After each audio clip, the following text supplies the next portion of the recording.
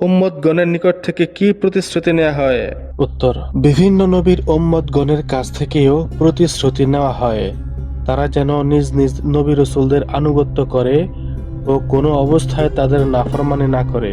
যেমন সাহাবী উবাই ইবনে কাব রাদিয়াল্লাহু তাআলা আনহু, সূরা আরাফ 172 নং আয়াত, যার অর্থ, যখন তোমার প্রভু বনু আদমের পিঠসমূহ থেকে তাদের সন্তানদের বের করে আনলেন।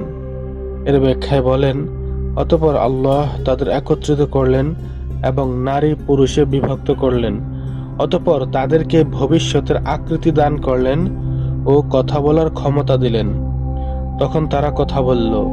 অতঃপর আল্লাহ তাদের কাছ থেকে প্রতিজ্ঞা ও প্রতিশ্রুতি গ্রহণ করলেন এবং তাদেরকে নিজেদের উপরে সাক্ষী করে জিজ্ঞেস করলেন, আমি কি তোমাদের প্রতিপালক নই?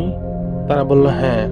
আল্লাহ বললেন, আমি তোমাদের এ কথার উপর 7 আসমান ও 7 জমিনকে সাক্ষী করছি এবং তোমাদের উপর তোমাদের পিতা আদমকে সাক্ষী রাখছি, যাতে তোমরা কিয়ামতের দিন এ কথা বলতে না পারো যে এই প্রতিশ্রুতির কথা আমরা জানতাম না। তোমরা জেনে রাখো যে আমি ব্যতীত কোনো উপাস্য নেই ও আমি ব্যতীত কোনো প্রতিপালক নেই, আর তোমরা আমার সাথে কাউকে শরীক করো না।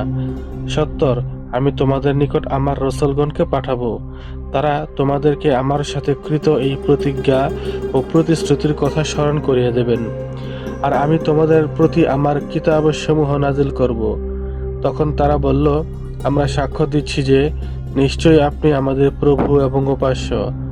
আপনি ব্যতীত আমাদের কোনো প্রতিপালক নেই এবং আপনি ব্যতীত আমাদের কোনো উপাস্য নেই। এভাবে তারা স্বীকৃতি দিল।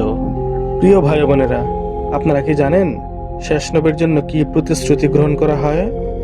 যদি জেনে থাকেন কমেন্ট বক্সে জানিয়ে দিন, আর যদি না জেনে থাকেন চ্যানেলটি সাবস্ক্রাইব করে উত্তরের জন্য অপেক্ষা করুন।